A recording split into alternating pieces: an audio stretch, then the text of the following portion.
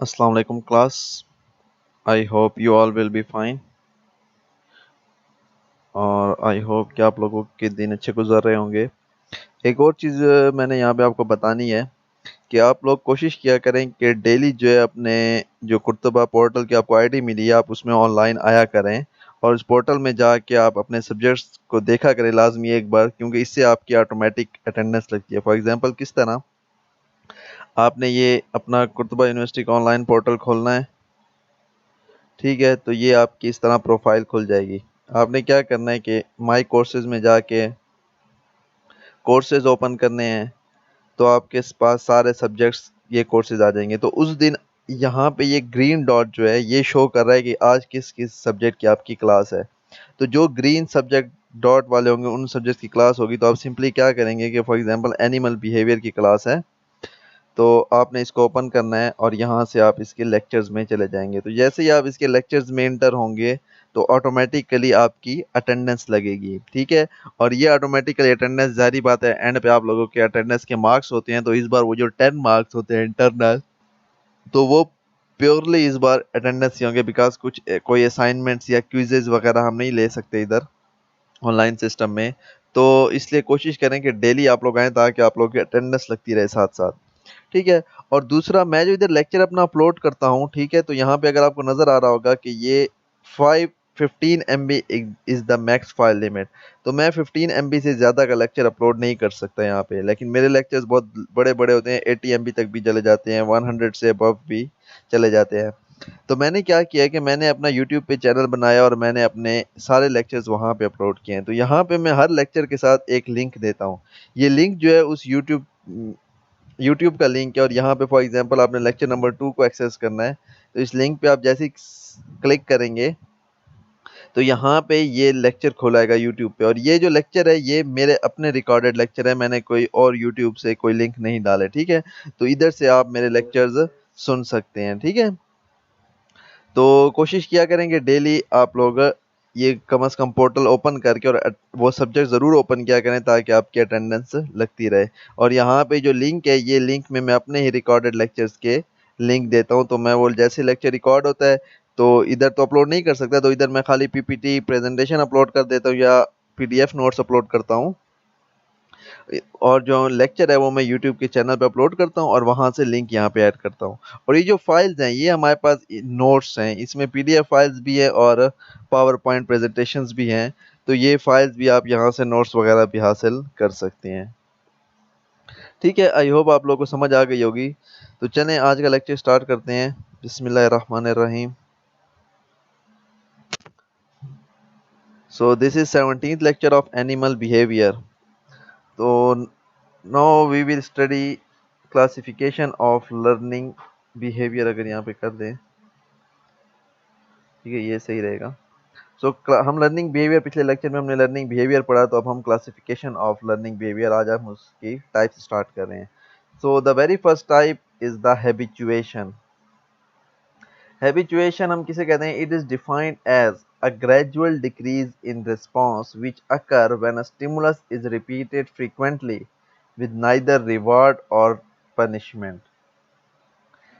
Habituation को किस तरह डिफाइन करते हैं कि हमारे पास अगर किसी भी स्टिमुलस को बार बार रिपीट किया जाए तो आहिस्ता आहिस्ता जो एनिमल है उसका रिस्पॉन्स कम होता जाता है। लेकिन इसमें कांस्टेंट हमने क्या रखना है कि हम उसको ना ही कोई रिवार्ड देंगे ना ही कोई पनिशमेंट देंगे कि जब हम उसका रिस्पॉन्स चेक कर रहे होंगे। तो a gradual decrease in response which occur when a stimulus is repeated frequently with neither award और पनिशमेंट। के कोई भी स्टिमुलस आप बार बार दे रहे हैं तो शुरू शुरू में तो जो है ना वो क्या करेगा कि वो उसको एक अच्छा रिस्पांस शो करेगा वो एनिमल, लेकिन आहिस्ता आहिस्ता बार बार रिपीटेशन से उसका रिस्पांस आहिस्ता आहिस्ता कम होता जाएगा और फाइनली जो है उस वो बिल्कुल ही रिस्पांस शो नहीं करेगा। तो इसी को हम कहते हैं कि वो उस स्टिमुलस का हैबिचुएट हो चुका है। स्टिमुलस हम किसे कहते हैं? Any change. तो वो जो चेंज हो रही है उस चेंज से हैबिचुएट हो गया है और उसको पता है कि ये जो चेंज है या ये जो स्टिमुलस है ये मुझे ना ही कोई फायदा दे रहा है ना ही कोई नुकसान दे रहा है।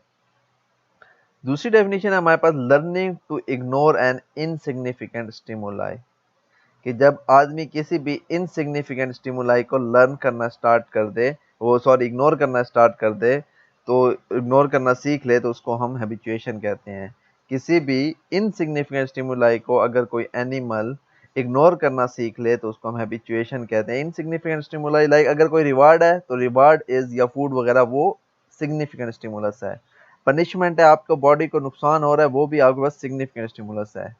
यहाँ पे है learning to ignore an insignificant stimuli, like अगर आपने कोई स्टिमुलस एनिमल को शो कराया, ठीक है, लेकिन उससे ना तो उसको कोई फायदा हुआ ना ही उसको कोई नुकसान हुआ, लेकिन शुरू शुरू में जैसे स्टिमुलस आप शो करोगे एनिमल रिस्पॉन्स देगा, लेकिन फिर जैसे ही बार बार स्टिमुलस रिपीट करते जाओगे तो एनिमल का रिस्पॉन्स कम होता जाता है और फाइनली क्या होता है कि वो उस स्टिमुलस का हैबिचुएट हो जाता है और वो उसको इग्नोर करना सीख लेता है। तो अब जो है वो स्टिमुलस वो कोई रिस्पॉन्स पैदा नहीं कर रहा उस एनिमल में, तो अब इस स्टिमुलस को हम इनसिग्निफिकेंट स्टिमुलस कहेंगे और वो जो एनिमल है वो इस इनसिग्निफिकेंट स्टिमुलस को इग्नोर करना सीख चुका है और इसी को हम हैबिचुएशन कहते हैं।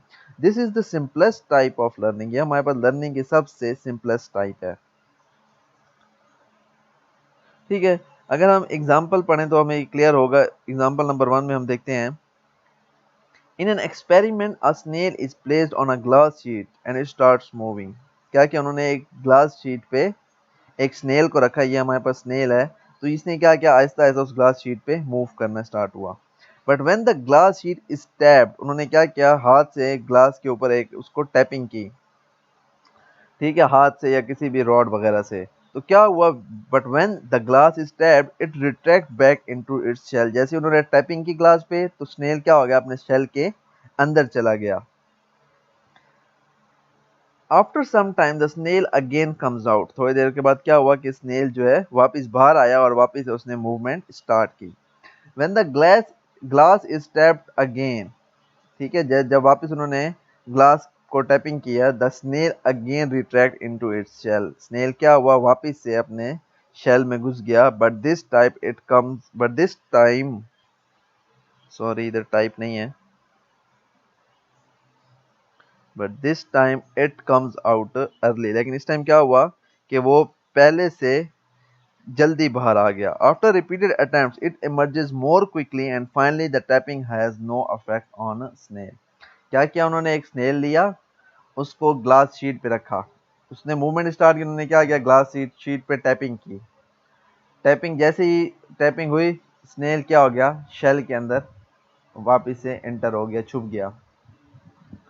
उसके बाद थोड़ी देर बाद स्नेल वापस से बाहर आया, ठीक है, फिर टैपिंग की, वो फिर वापस अंदर चला गया अपने शेल के अंदर, लेकिन थोड़ी देर बाद फिर वो बाहर आया, लेकिन इस बार जो है वो शेल के अंदर कम टाइम रहा। लाइक पिछली बार अगर वो 5 मिनट के बाद निकला था तो इस टाइम वो 4 मिनट के बाद वापस आ गया। तो इसी तरह बार बार वो जैसे ही बाहर आता था वो टैपिंग करते थे, वो अंदर चला जाता था, तो हर टाइम टैपिंग के बाद स्नेल जो है वो जल्दी बाहर निकलता था और फाइनली इतना वो हैबिचुएट हो गया था कि क्या था कि वो टैपिंग कर रहे थे और फाइनली जो है स्नेल पे कोई अफेक्ट नहीं हो रहा था और वो अपनी मूवमेंट जारी रख रहा था। वो जितनी ज़्यादा टैपिंग करते थे स्नेल उसको इग्नोर करना सीख गया था। क्यों इग्नोर कर रहा था, बिकॉज स्नेल को पता है, चल चुका था, स्नेक्स वो जो स्नेल है वो सीख चुका था कि ये जो स्टिमुलस है ये इनसिग्निफिकेंट स्टिमुलस है, मतलब ना तो इससे मुझे कोई फूड वगैरह या ना कोई फ़ायदा मिल रहा है और ना ही इस स्टिमुलस से मुझे कोई नुकसान पहुंच रहा है, ना ही कोई पनिशमेंट मिल रही है, तो वो ये एक इनसिग्निफिकेंट स्टिमुलस है।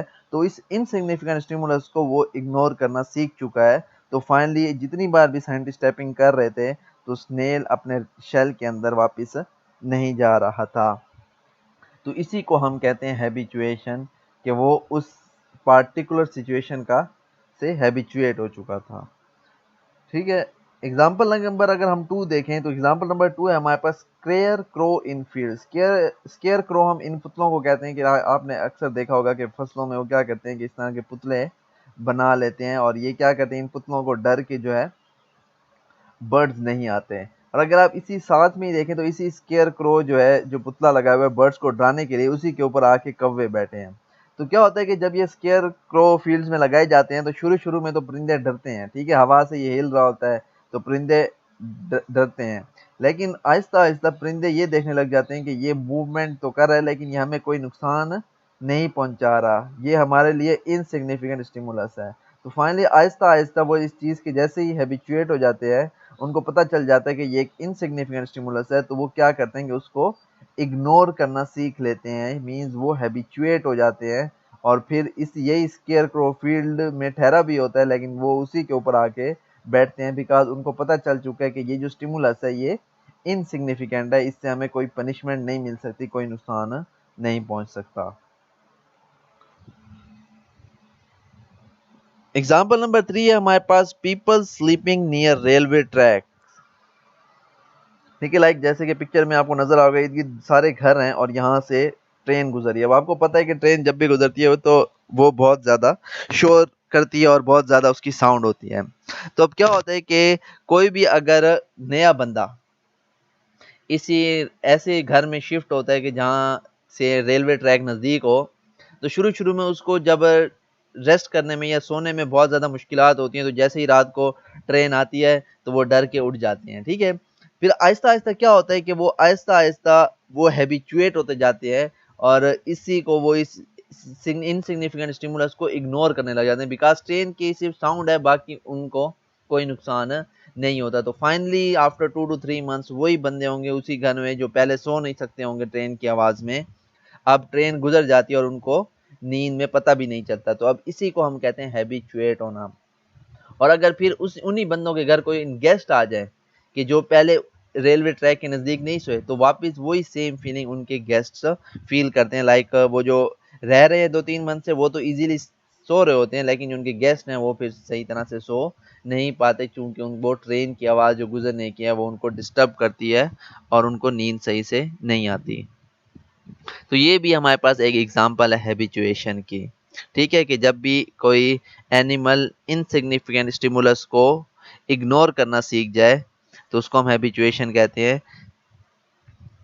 या जो हमारे पास डिक्रीज, अगर कोई स्टिमुलस बार बार रिपीट हो रहा है और एनिमल का रिस्पॉन्स डिक्रीज होता जाए तो उसी को उसको भी हम हैबिचुएशन कहते हैं। अच्छा, एग्जाम्पल नंबर 4 है हमारे पास, orientation response of a toad. ठीक है, orientation response of a toad, इधर मैंने एक लिंक डाला है, अगर मैं आपको वीडियो से समझाऊं तो आप लोगों को समझ आएगी।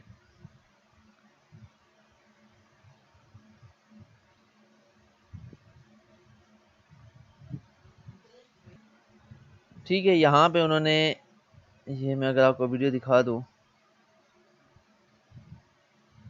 तो ये हमारे पास फ्रॉग है और ये आप देखें, ये हमारे पास सॉरी टोड है।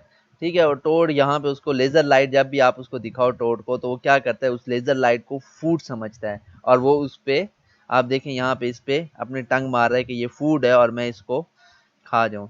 अगर फुल स्क्रीन करूँ मैं, तो आप देखें कि ये उसको लेज़र लाइट से, ये ओरिएंटेशन रिस्पॉन्स है कि वो उस ओरिएंट करता है, जहाँ जहाँ लेज़र जा रहा है हमारे पास टोड भी उसी डायरेक्शन में मूव करता है और वो ये सोच रहा है कि ये कोई फूड है और वो इस फूड को हासिल करने की कोशिश कर रहा है।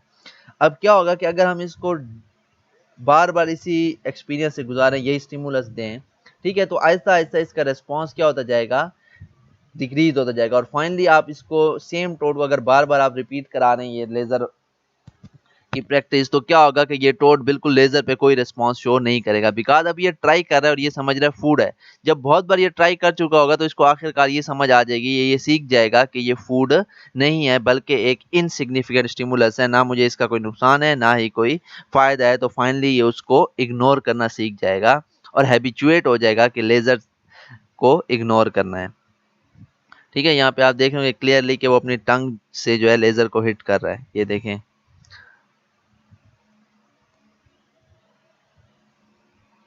ठीक है, तो यही हमारे पास ओरिएंटेशन रिस्पॉन्स ऑफ फ्रॉग है और ये भी हमारे पास हैबिचुएशन में आता है कि अगर आप खुद भी घर में ट्राई कर सकते हैं कि अगर आप अभी टोड्स वगैरह शायद आप लोगों को मिल जाए तो उस पे इस तरह देखें, उसको बार बार इसी लेज़र से उसको आप तंग करें। ठीक है, वो शुरू शुरू में तो वो रिस्पॉन्स शो करेगा, फिर आप देखेंगे कि आहिस्ता आहिस्ता उसका रिस्पॉन्स कम होता जाएगा और फाइनली फिर वो कोई रिस्पॉन्स शो नहीं करेगा। तो इसी को हम हैबिचुएशन कहते हैं। ठीक है, आई होप कि इस orientation response of a toad की आप लोगों को समझ आ गई होगी। सो आज के लेक्चर के लिए इतना काफ़ी है। Thanks for your participation in the lecture and अल्लाह हाफिज़। Stay home, stay safe.